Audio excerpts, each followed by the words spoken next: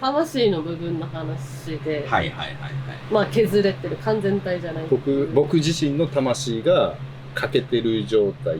まあ足りない状態。キッチンの下の棚の奥からずっとこの、なんていうんですか、のこうになってるんですよ。キッチンが多分一番強いですよね、部屋の中で。はいはい。まあ言うたら真ん中真ん中みたいな。なんかだから多分それ関係じゃないかなって思って。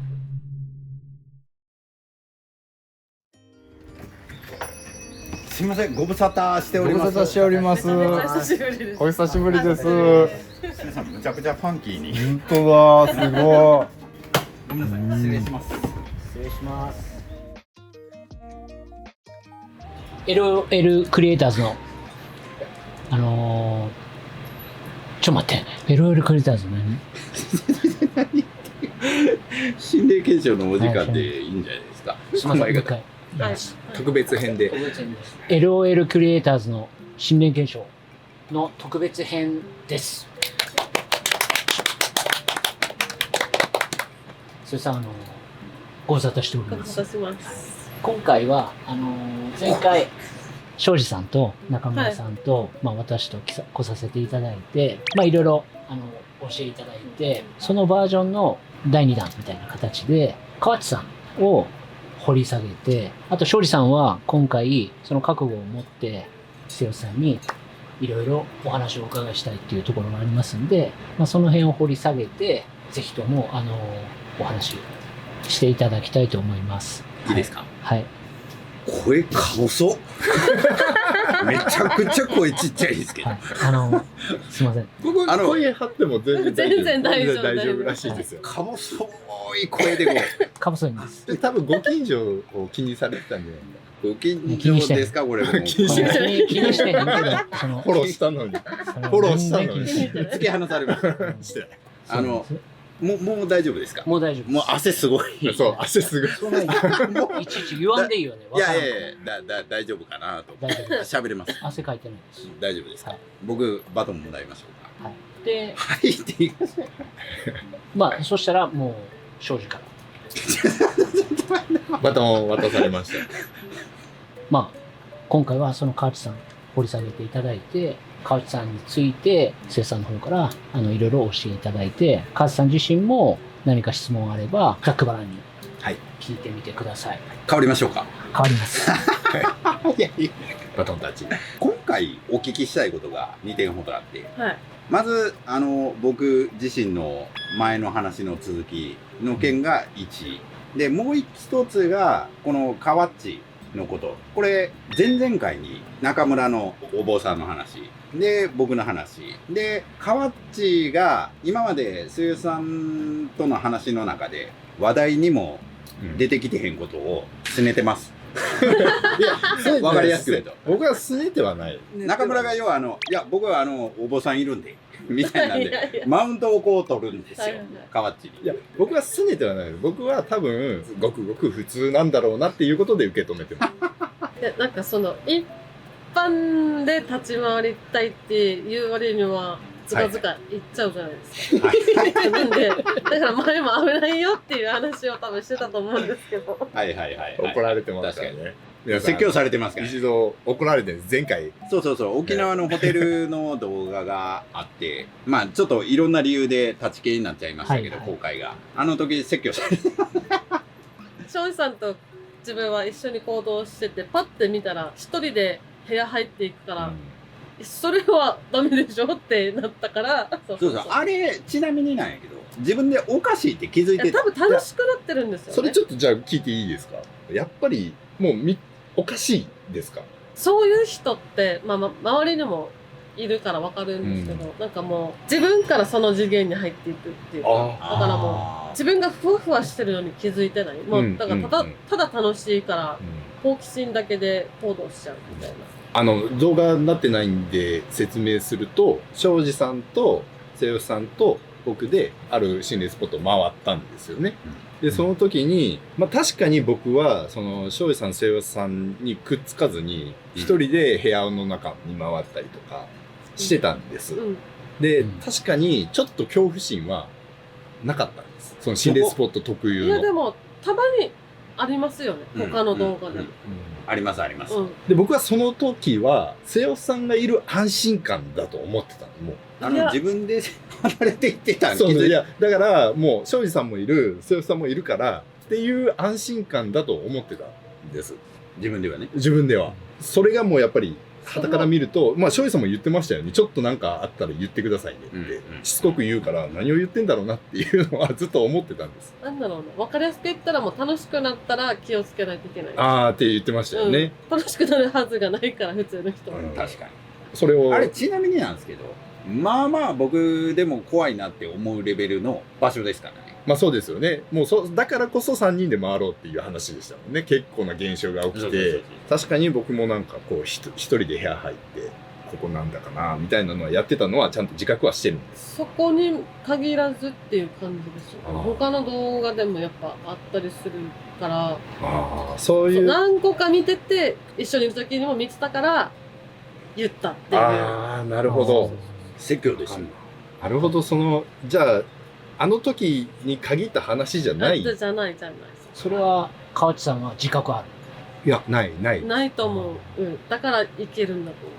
自覚あったらいけないと思う。あの時は恐怖心がないことは少し分かってたんです。で、それは自分の中ではもうさっき言ったように、曽さんと庄司さんがいるからっていう安心感だと思ってた。で、他のスポット回ってる時は基本的にずっと怖いのは怖い。と思ってるはずなんですけど、そうじゃないよっていう時が、曽さんから見たら、多分庄司さんは分かってると思う。分かります。分かってる時に大丈夫って声かけてると思う。言うてますから、定期的に。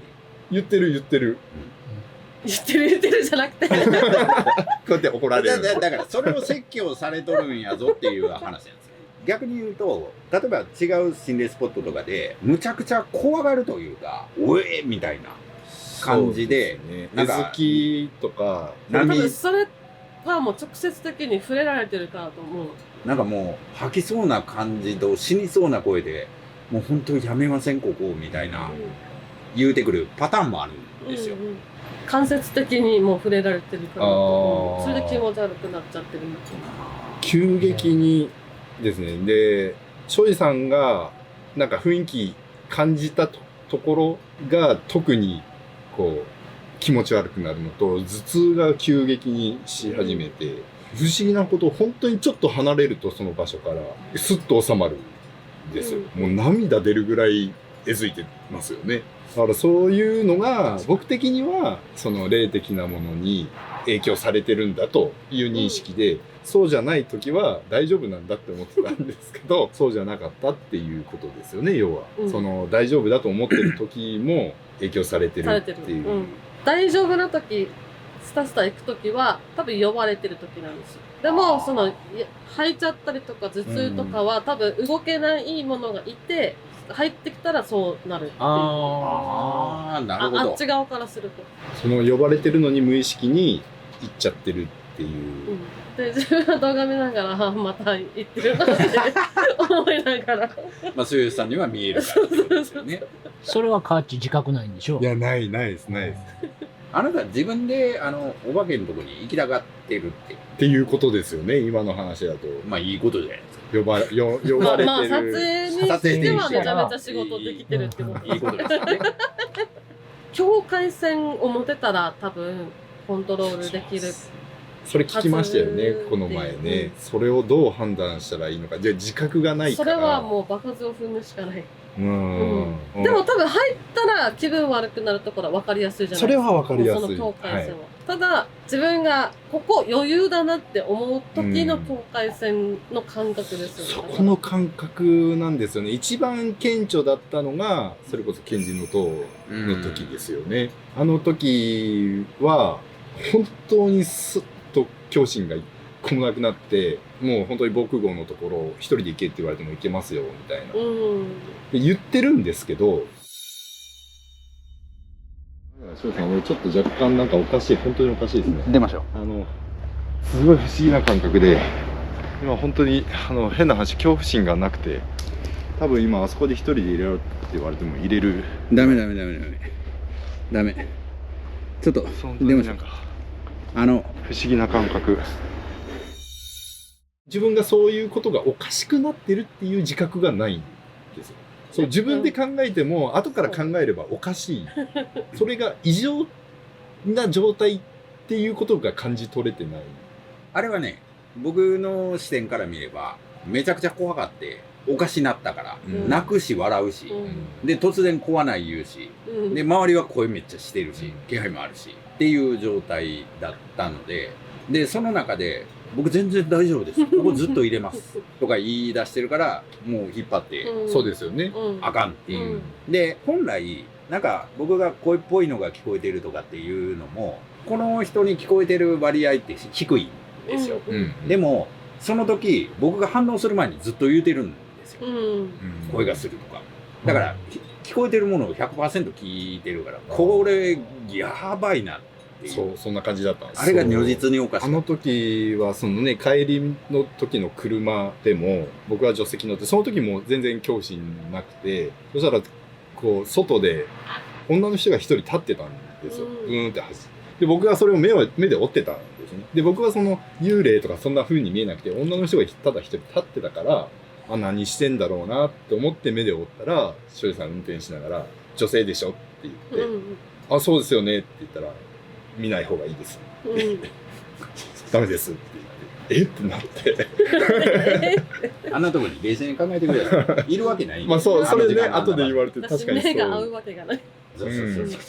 僕がそれを目で追っちゃってるから、多分そういうふうに言ったんだと思うんですけど。で、多分ようやくファミリーマートに着いて、マシになって。だから、ああいう時が危ないってことですよね。もう危ない。危ない。だからちょっとそこら辺を、まあ、場数踏みたくないけど、場数を踏むっていう。突然泣き出すし笑い出すしって、もう情緒どうなってんねんって思ってましたから。それも動画見て知りましたからね、僕は。それは河内だからそうなるっていう、普通の人もそうなる場合が多いんですか？普通の人っていうよりかはもう人それぞれだと思うんですけど、危ない目に遭う人もいれば、人が持ってる魂の違いで反動も違うっていう。体質みたいなものによる。まあ、ちょっと例えが正しいかあれですけど、お酒弱い人強い人みたいなのと似たような感じで、霊に対する人によっては全然また症状が違うかなっていう。場数を踏む、ちょっと矛盾してますけどね、踏みたくないんですけど、行かないといけないってことですよね、場数を踏むってことは。現場じゃないと感覚つかめないと思うからやっぱり。現場には行かないといけないんですけど、いいじゃん。あ、でも一緒だったらね、分かるから危険度のこの点が。どのラインちょっとね、ちょっとド S なところがあるんですよ、この人。まあでも、それはもうしょうがない。だって相方だから。まあ、そうですね。まあこういう動画ですからね。ド S で中村おったらもっとド S。お前一人でいい。あの人分からない上にド S だから一番危険ですよ。でも冷静さは多分パニックになった時一番必要な人だと思うんですよ。ああ、まあ確かに。めちゃめちゃ。中村はそうですね。まあだからこの空気は変えれる。この3人は一応バランス的には一番いいバランス。いやー、今んところなんで傷がついてる話になったのかが覚えてなくて。あれ確か僕か中村が「河内ってどうなんですか?」っていう話を前回お話しした時に「河内ってどうなんですか?」河内は所さんから見てどう見えてます？やっぱりそういう何かがついてたりするのか、それとも本当に何もない素の人なのか。素の人とはまた違いますよね。なんかめちゃめちゃ心の傷多いなとも思うし。なるほど。心に傷を負っているってそれってって聞こうとしたんですけど、まあ本人いないのでですってっていう。まあそこから深掘りはせず。多分その時には説明できなかったんですけど、魂の部分の話で、まあ削れてる完全体じゃない。僕自身の魂が欠けてる状態。まあ足りない状態。足りない。まあだからマックスじゃないみたいな。落としてるとかそういうのじゃなくて、そもそもがあるはずだったんだけど、ただないっていう不完全な状態で維持されてる。それは瀬尾さんあれですか？普通の人は完全なんですか？大体完全です。だからなんだろうな、確認してこういうのがあるの、他に誰かにみたいな感じで聞いて、それ特定してちゃんと認めてっていうふうにやると完全体にはなれると思う。ああ、なるほど。そのないがしろになっちゃってるっていう部分。まあこの言い方を変えれば専属用的な話ってことですよね。その魂が欠けているというか、まあ欠けているというか、まあ満月が半月みたいな状態ってことですよね。それによって不利なことはあるんですか？うち僕含めて3兄弟、まあ一番上に姉がいて兄がいて僕なんですけど、3人ともそのような状態になってる可能性は僕だけ。それはなぜにその影響が僕だけに来たかとかっていうのも理由がやっぱり何かあるんですね。今動画上でははっきり言えないけど、ちゃんと必ずその何かしら影響を受けてるってことは僕自身とのつながりの何かがあるから僕自身にそういう状態になってる。それだからやっぱり僕がそれをはっきり認識してご供養じゃないですけどそこを埋めないとっていうこと。向き合うっていう。カーチそれ聞いてよかったよね。そうですね。キャプテン前のめりになるとカメラががっつり来てるからそれをやることによって強くなったらどうしよう、霊感とかこの魂が欠けてるから今これで生きてるけどあれお化けいるんですけどぐわ見え出すってそれはそれでちょっと困るしな。まあ、とりあえずその特定してそうですね供養してっていう、まあ、先祖には間違いないという。いやー結構お腹いっぱいでございます中村は今俺の恩恵を河内にあげてるんやぐらいの感じで思ってる。あ、そうそう、なんかその時庄司さんがそう瀬尾さんから聞いたのが一緒にいると庄司さんプラスに働くんじゃないかな。中村さんと僕で今やってるから僕がまだ一緒にそれは3人のお話であってでついてるものがどうとかっていう話じゃないですよ。バランスの話。そうそうバランスの話。はいはいはい。中村は自分のお坊さんのパワーがある。いやなんかそれはなんかそれはなんかそういう意味では恩恵は受けてるじゃ受けてるわけですね。その何も感じない中村とちょっと感じれる人と自覚ができない人間がいてないのかどうかバランスがちょうどいいっていうことですね。LOLって本当奇跡ですよね。これは奇跡だ。3人のバランス。確かに。あと河内が小さい頃お化け見てたらしいんですよ。あまりにも怖すぎて斉藤さんって名前つけてお化けじゃないって小さい頃というか学生の時ですね17、18一人暮らしをしてる時に物がよくなくなるんですよ。もう神隠し状態で気づいたらもうそこ見たよっていう何回もそこ見たよっていうところにあったりとかっていうのとかまあ物音もそうですし開けた覚えのない襖が開いてたりめちゃめちゃ遊ばれてますっていうのがあって僕が怖いのは怖い。まあ今のキャラそのままなんですけど、なんかよくわかんないですよね。そうで怖いので、もし幽霊だったとするなら僕の中でキャラ付けをしよう。こういう人でこういうこうおちゃらけた人なんだ。具現化してしまう。そう僕の中のイメージまたいたずらしてるとかまたそんなことしてっていう感覚にしようと思って名前を斉藤さんってつけてっていう話を一度したことが。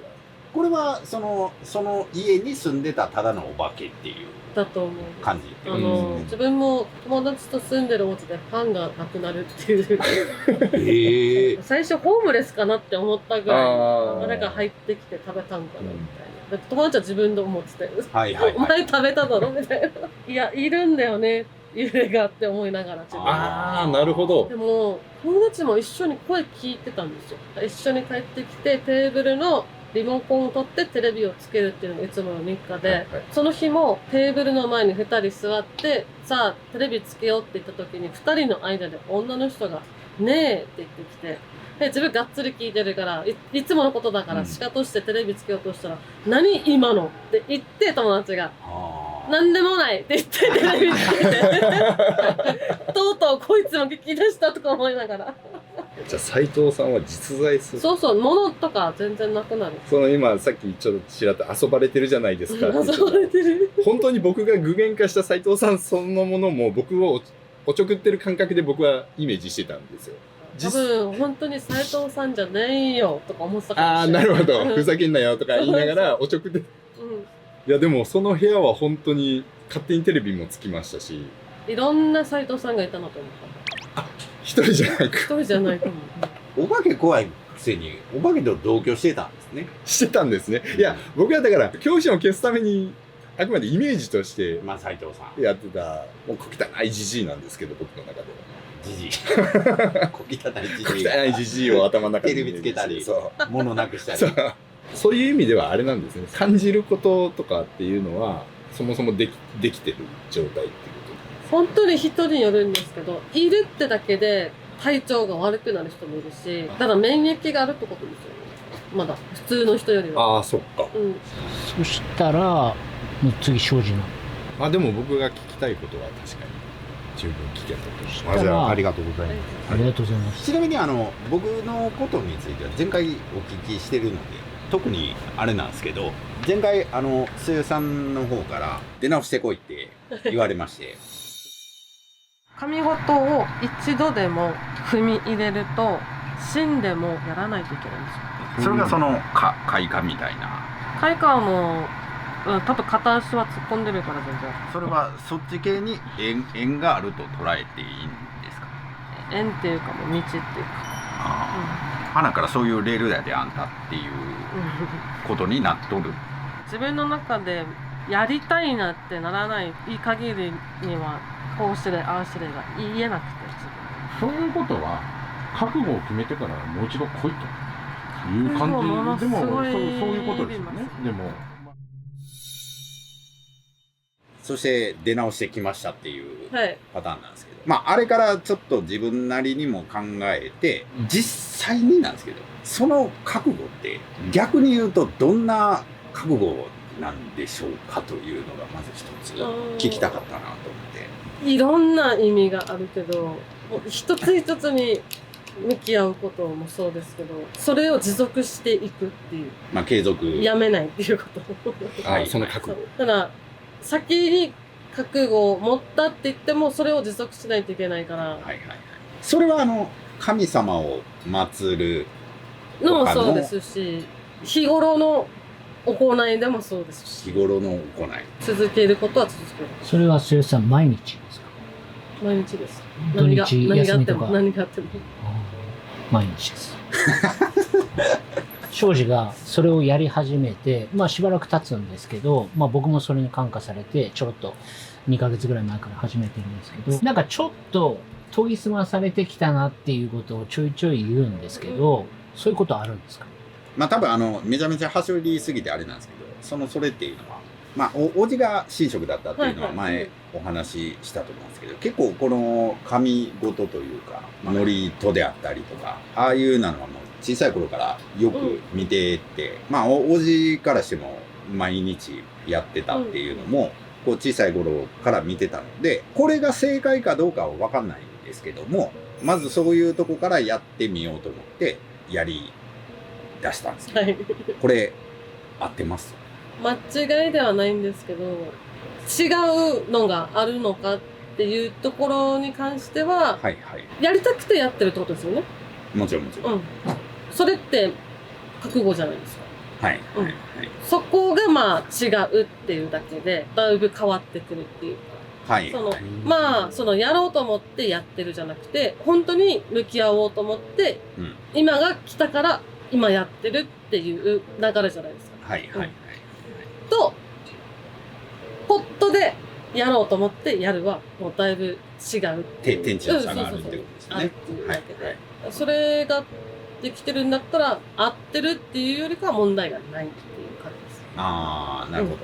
やってることに対しては問題がないっていう。その作法的なものとかは別段気にしなくていいんですか？それは多分自分の感覚でこれ違うなって思って、やったりやらなかったりとかって工夫していくと思う。それは感じてうん自分のうん道があるから。はいはいはい。おじさんはおじさん。まあ自分は自分ってことですよね。感覚をつかむまでには多分ちょっとだけ時間かかるそうなんですよ。と思う。掴んでも自分でこうすり合わせみたいなする人だから、すり合わせして確定したってなったらもう自分のところに収められるっていう性格だから、それするまでの時間がかかる。はい。おっしゃる通りです。すごい性格そうです。かかるっていう。めちゃめちゃわかる。その今の言い方。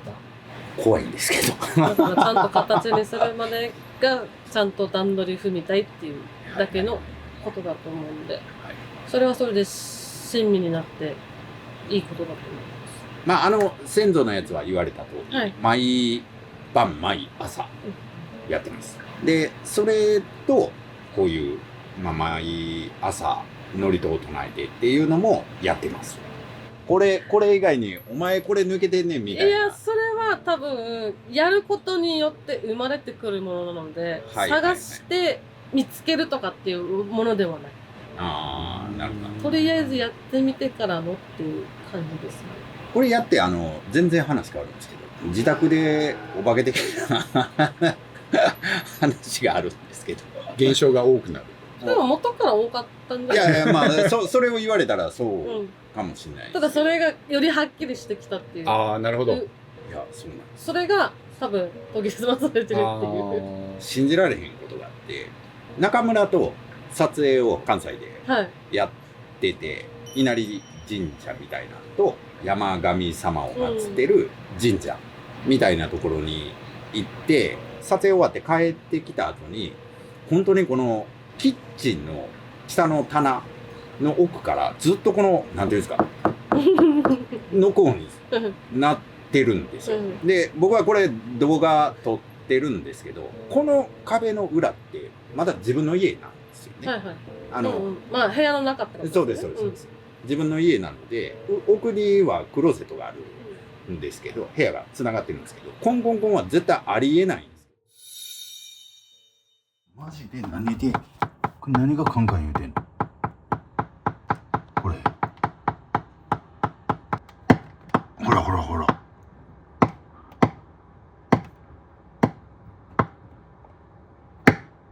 おえでもさ、なんかキッチンとある場所ってちょっと変わってないですよ。が変わってます。うち。なんか。はい。ちょっと変わってます。キッチンが多分一番強いですよね。部屋の中で。はいはい。まあ言うたら真ん中みたいな。なんかだから多分それ関係じゃないかなって思ってます。キッチンを、自分のキッチンをもしかしたら軸にできるかもしれない。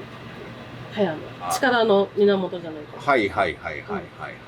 いやほんでうわ怖っと思ってテレビ勝手についてそれも動画に撮ってたんですけど、その後に末さんから LINE 来たタイミングでそのタイミングで、それこそ境界線っていうご連絡をいただいてビビり散らかして何やとLINE する時とかもそうなんですけど、連絡しようとか連絡しないとなんとかっていう時もそうなんですけど、もう勝手に刷り込まれるんで、顔が浮かんできたとか、そういえば送らないといけない、その送ってる場面が入ってきたりとか、だから多分そういう風になってるんだと思う。このタイミングだみたいな。そうです。あるべきタイミングだったわけですね。まあじゃあこのキッチン、自分だったら庄司さん家に住んでたとして、キッチンをより神聖にしたいんだったらそこと祀るかもしれない。神様を死でやって清めてやる。やりつつ神霊も入れつつっていう両方の生かし方でもいけると思うんですけど、その両方生かしてる部屋なんで、ここがですよね。これじゃあ僕が覚悟を決めました足らんことって何かあるんですか？僕はこういう風にやらないとダメだよ。いや、徹底されてるんで、なんか部屋物に対してもそうですけど、徹底されてるんで、そこは心配ないかなっていう感じですかね。まあ今やってることを続けたらいいと。庄司さんが物に対してもちゃんと接してるっていう。ちゃんと順番決めたりとか、物の位置とかもちゃんとしてたりとかするんで、まあ正しくされてるから問題がないっていう意味ですね。なるほど。雑ではない。はいはい。まあ適当にやってるわけじゃないよっていうことですね。もし間違いがあったとして、やってることみたいです。あったとしたら、本当に分かりやすくお供えしてるコップにひびが入ったりとか、どうしてもない。でも何かしら起きるんで、まあそれを感じるとか気づくっていうことですよね。多分気づくと思います。物に対して把握はしてるんで。お札パン落ちてきたりとかっていうことですね。確かにその位置がずれてるとかも結構気づきますよね。気づきますね。自分も気づきますよ。ああ、やっぱりそこにすごい違和感を感じるってことなんですね。じゃあ、やってることに間違いはなく、これをなく、継続しろよ。継続していって、今後は思ったことを、こういうことが気になるんですとかあれば、言ってもらったら、はいはいはい。あ、それそうだよ、こうだよって自分言うんで。ああ、はいありがとうございます。はいありがとうございます。はいこれ前に、お稲荷さんとかはい。お話いただいたんですけど、祀る神様。こうよく神棚とかだと、天照大神がいて、みたいな。はい、そうです。氏神神社がいて、伏見稲荷みたいなんで合ってるんですか？いや、僕一緒にはできないんです。お稲荷さんはお稲荷さんで独立させないといけないんで。独立もまた隣同士だとダメなんですよ。もう違う部屋で。自分もお稲荷さんいるんですけども、この襖を経ての違う部屋、あっちと、独立こっちとはさせないといけない分けて。分けないといけない。瀬尾さんとか庄司だからってことですか？普通の人も、一般の方も神棚と一緒にはしたらいけないと思います。お稲荷さん。あお稲荷さんだけはお稲荷さんで独立でさせてあげないといけない。お稲荷さんはちょっと特殊でそうっていです。う。別です。うんもうことですよね別物なので。これやっぱり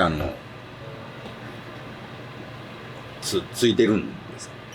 ついてるというか、おられる感じ。でもなんか増えたよね。増えたい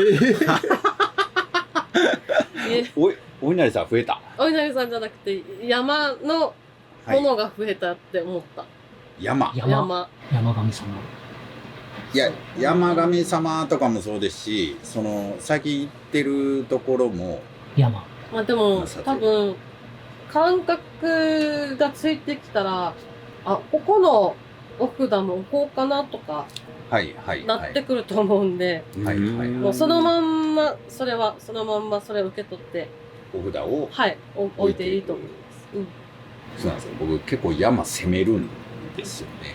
みっちゃんと行ってるところとかもそうですよ。山の撮影行きたがるよね。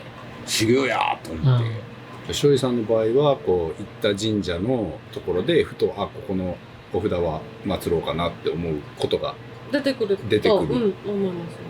まあその中でも、お稲荷さんだけは部屋も分けてそうですね、分けて別にいただいて。うん祀れっていう。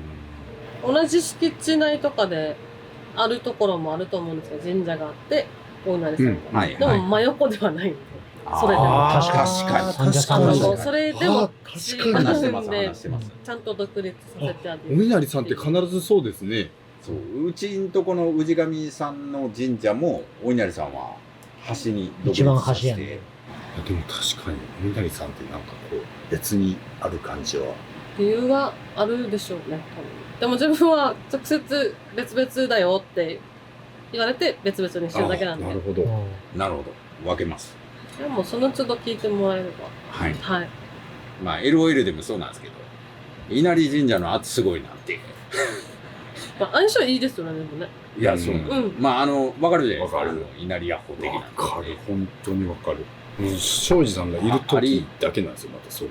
ありえないぐらいの、何これみたいな。必ず稲荷神社ですね。よく、まあ、撮影で、廃神社的なとこも行ったりするんですけど、ああいう知らないところで、例えば廃村の神社とか、こういうのやらん方がいいんですよね場。所にもよるんですけど、むやみやたらにうん。失礼します程度どこで、でも手を合わせるっていうよりかは、なんかそこが難しい。この自分の直感で、まあ、直感ではいいと思うんですけど、あまずいだって思うとこは絶対まずいんで、はいそれはわかると思うんそれははいはいはいで、素通りの方がいいですよね。へあ、なるほど。うん。あ、多分止まると思うんで、足が。はいはい。まずいと思ったら。うん。なんかそれはわかります。今後この撮影でやろうとすると、まずこの人のおかしなところは止めとけよっていうことですね。なんか。止めるか一緒にいるか。ああ、してはいはい。うん。怖がったりはいいんですよ。まあ、怖くなそれはわかる。自分が自覚してる部分はいい。なんかいつも後ろにいるのに前でどんどん攻めていって一人で進み寄るな的な、その時に自覚がないのが今、問題。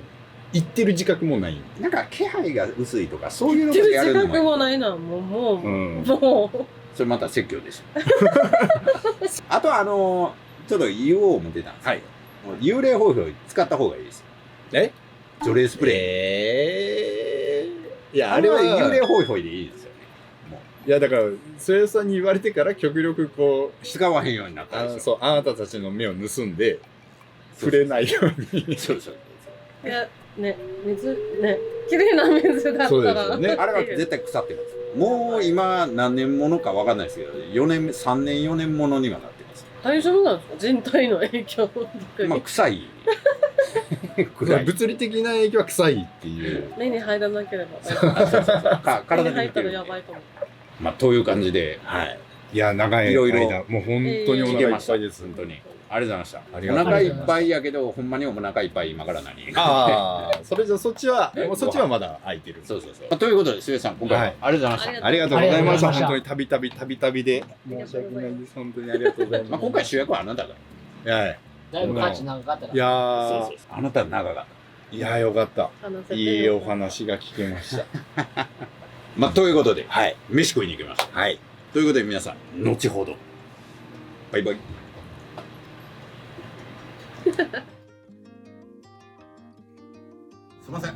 お疲れ様でした。お疲れ様でしお疲れ様でした。お疲れ様です。ありがとうございます。大物腰の北海道。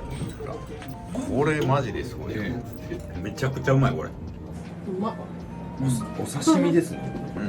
うん。いずれやるだろうなはあったんない。ない。もう本当はやるつもりに絶対やる全くない。それがこうポロッとやるってなったのは。なったのはって言われたから。え